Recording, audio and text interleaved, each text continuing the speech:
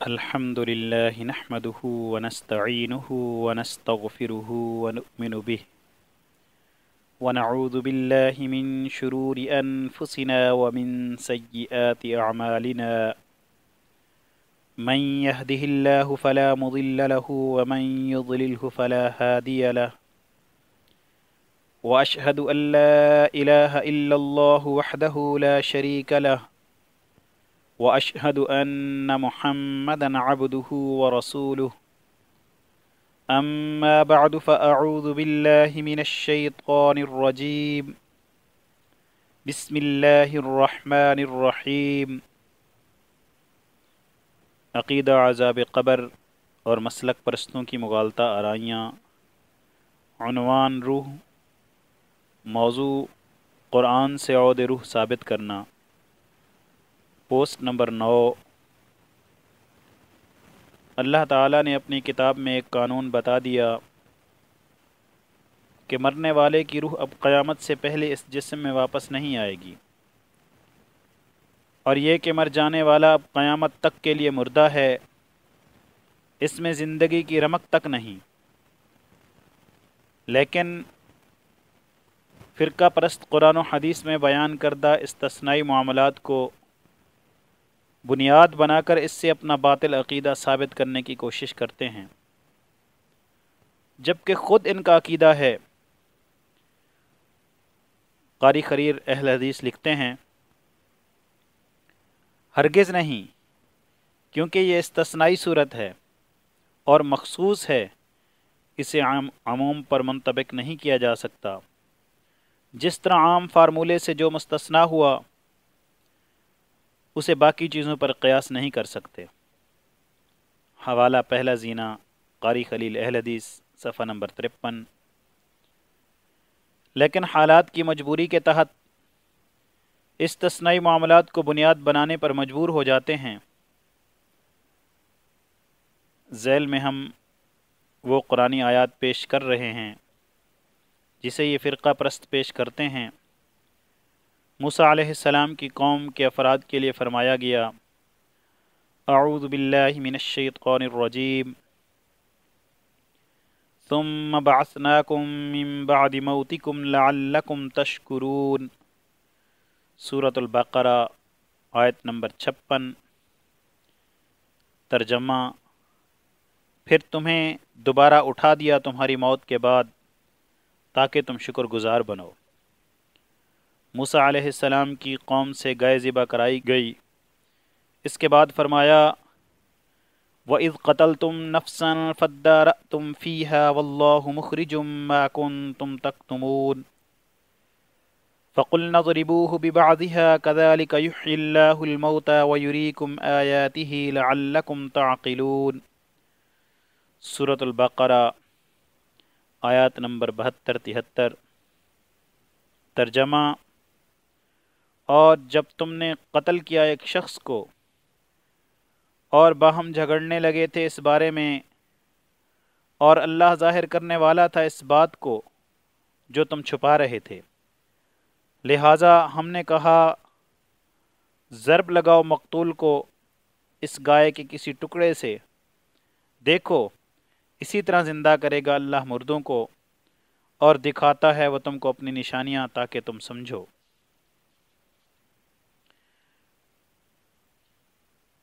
أَلَمْ تَرَ إِلَى الَّذِينَ خَرَجُوا مِن دِيَارِهِمْ وَهُمْ أُلُوفٌ حَذَرَ الْمَوْتِ فَقَالَ لَهُمُ اللَّهُ مُوتُوا ثُمَّ أَحْيَاهُمْ إِنَّ اللَّهَ لَذُو فَضْلٍ عَلَى النَّاسِ وَلَكِنَّ أَكْثَرَ النَّاسِ لَا يَشْكُرُونَ، سورۃ البقرہ، آیت نمبر 243۔ کیا نہیں آپ نے دیکھا ان لوگوں کو جو نکلے اپنے گھروں سے اس حال میں کہ وہ ہزاروں کی تعداد میں تھے، موت کے ڈر سے، تو کہا اللہ نے ان سے کہ تم مر جاؤ، چنانچہ وہ وہیں مر گئے، پھر اللہ نے انہیں زندہ کیا، بے شک اللہ یقیناً فضل کرنے والا ہے لوگوں پر، اور لیکن اکثر لوگ شکر ادا نہیں کرتے۔ أو كالذي مر على قرية وهي خاوية على عروشها قال أنى يحيي هذه الله بعد موتها فأماته الله 100 عام ثم بعثه قال كم لبثت قال لبثت يوما أو بعض يوم قال بل لبثت 100 عام فانظر إلى طعامك وشرابك لم يتسنه وانظر إلى حمارك ولنجعلك آية للناس وانظر إلى العظام كيف ننشزها ثم نكسوها لحما فلما تبين له قال أعلم أن الله على كل شيء قدير۔ سورة البقرہ آیت نمبر 259۔ ترجمہ: یہ اس شخص کی طرح جو گزرا ایک بستی کے قریب سے اس حال میں کہ وہ گری پڑی تھی اپنی چھتوں پر۔ اس نے کہا کیسے زندہ آباد کرے گا اسے اللہ اس کی موت کے بعد؟ تو اللہ نے 100 سال تک کے لیے موت دے دی۔ پھر اس نے اسے زندہ کیا اور کہا کتنی دیر تم ٹھہرے رہے ہو؟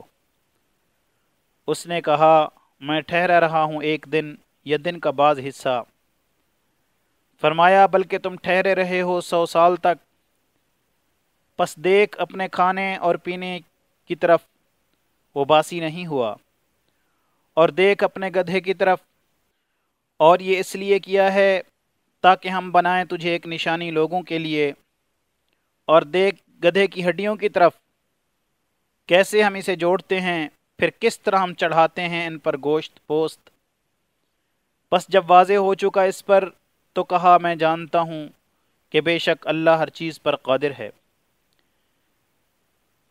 ان آیات کو پیش کر کے کہا جاتا ہے کہ دیکھو اللہ تعالیٰ نے ان کی موت کے بعد بھی ان کی روحیں واپس ان کے جسموں میں ڈال دیں۔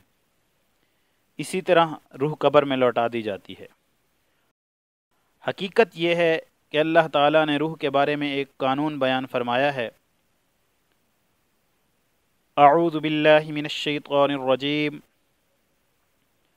وَهُوَ الْقَاهِرُ فَوْقَ عِبَادِهِ وَيُرْسِلُ عَلَيْكُمْ حَفَظَةً حَتَّى إِذَا جَاءَ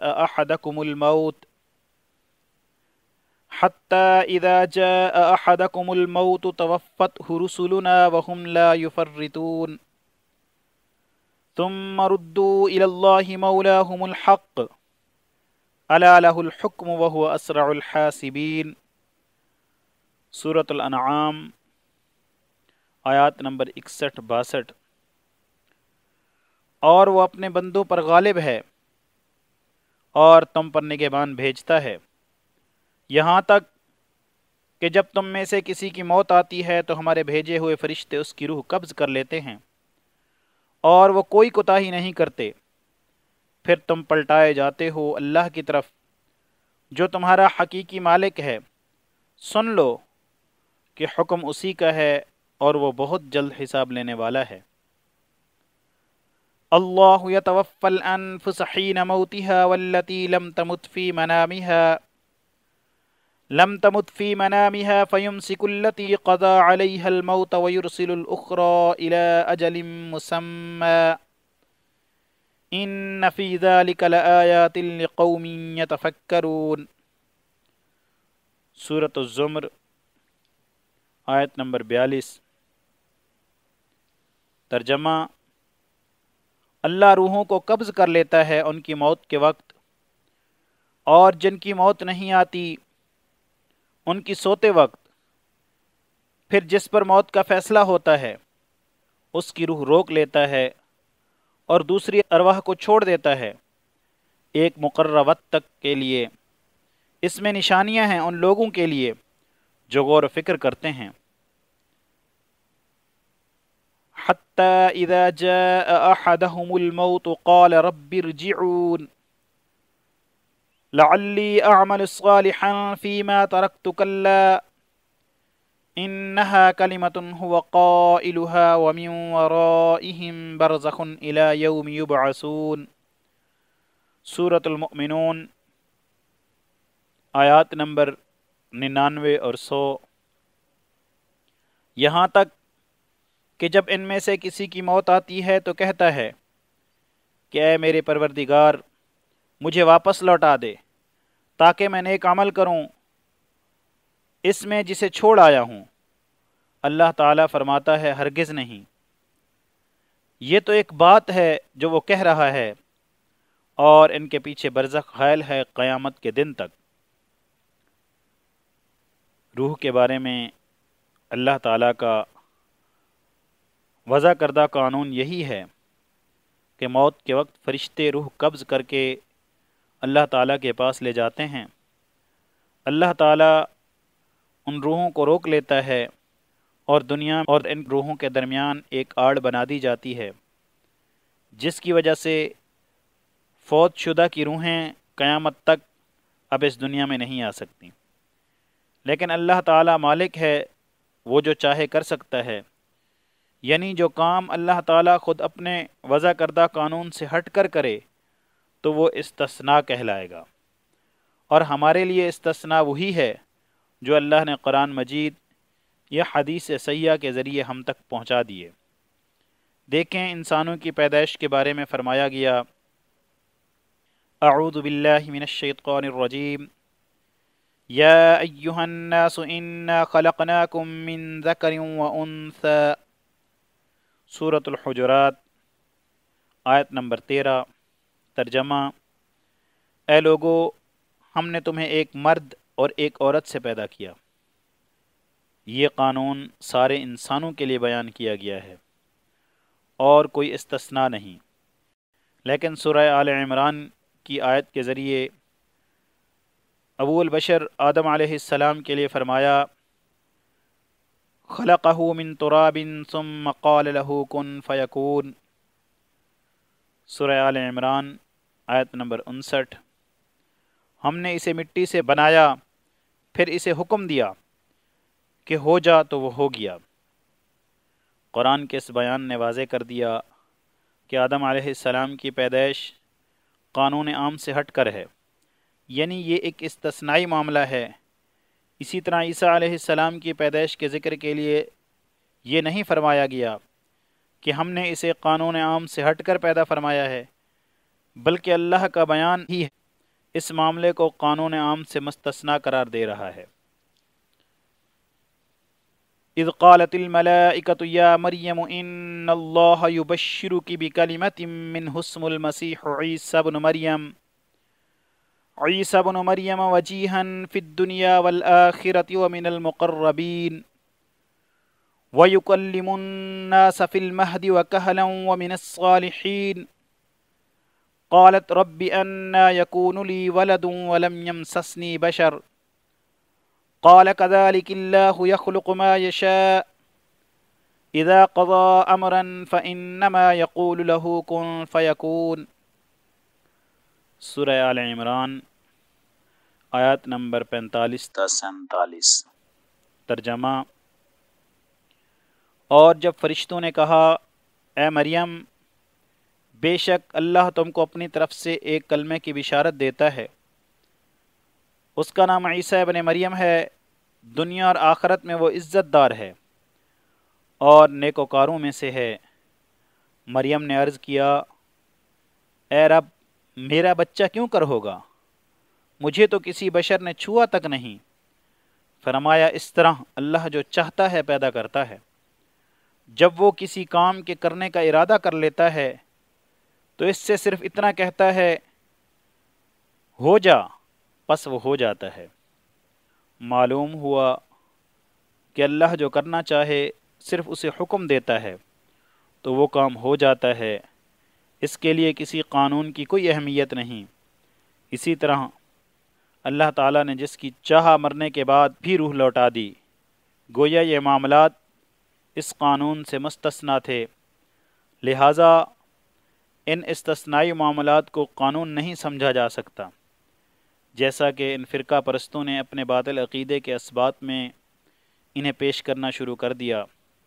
یاد رکھیں کہ ہم اپنی طرف سے کسی چیز کو استثناء نہیں کہہ سکتے، بلکہ استثناء صرف وہی ہوگا جس کا ذکر اللہ تعالیٰ نے قرآن و حدیث کے ذریعے کر دیا ہو۔ لہٰذا ان کا یہ عقیدہ کہ مرنے والے کی روح قیامت سے قبل اس جسم میں لوٹا دی جاتی ہے مکمل طور پر من گھڑت ہے۔ اللہ رب العزت سے دعا ہے اللہ رب العزت ہم سب کو قرآن و حدیث پڑھنے، اس کو سمجھنے کی توفیق عطا فرمائے۔